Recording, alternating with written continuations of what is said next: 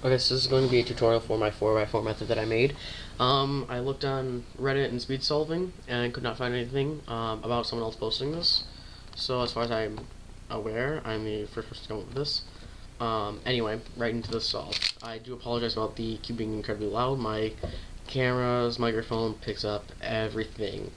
So even if I were turning it incredibly slow, to be as quiet as possible, it would still pick up a lot of noise. So anyway, on to it. Go ahead and just do a hand scramble here.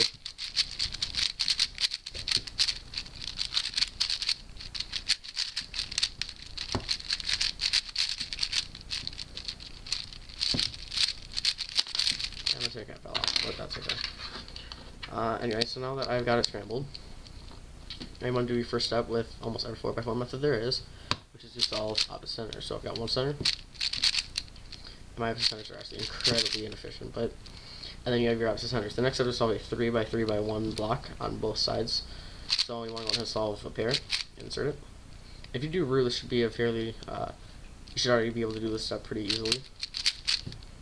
And you want to go ahead and solve the 3x3x1 block. And you want to do the same thing on the other side. So I have this here and this here. So what I'm going to do is I'm going to do U, L2D.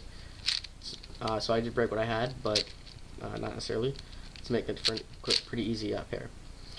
Next I have here and here, so I'm going to go ahead and pair them up. I have my corner already in place, so I can just go on ahead and do some shenanigans there. And so I have my two 3x3x1 blocks solved. The next step I will do is I will solve my back center or my back center or my down center, while also solving. I don't actually do these at the same time, but I do them not simultaneously, but I do it as center then edge or edge to the center. In this case, I actually see that edge then center is going to be probably faster because it's one move to pair the edge. So after I go on ahead and I've done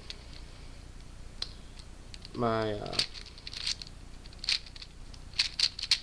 center, I'm going to do my back center. Oops, I did it backwards again. I tend to have a bad habit of doing stuff like that backwards. Anyway, so I'm going to go ahead and insert it in, do this a lot. Then what I recommend doing is kind of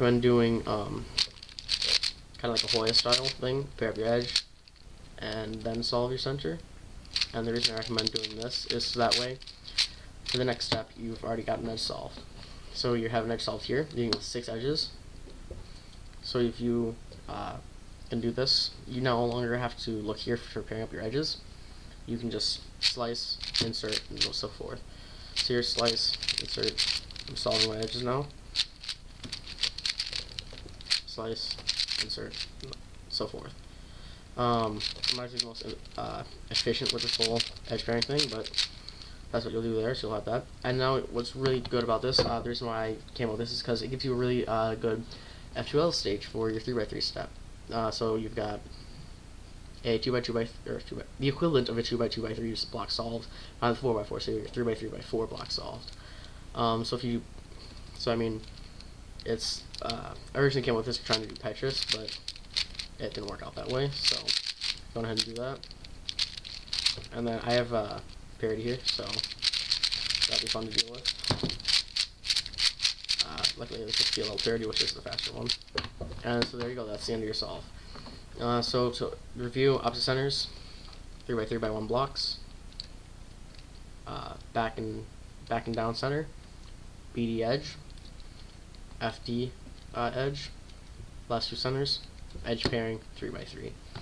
I'm sure it could be more, narrowed down to be more efficient than I just did, but it could also probably be done to be less efficient that way as well. But so just comment, let me know what you think of the method. What you thought of this video. Was it coherent? Was it quick? Was it concise?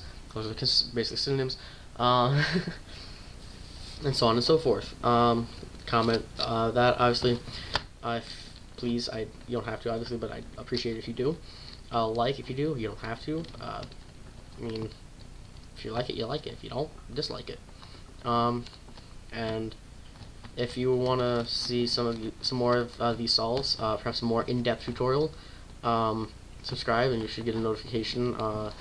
You might, I don't know, of when I've uploaded the more in-depth tutorial, which I will be doing. It'll be 2 or 3 parts probably, to go more in depth over the blocks and the centers.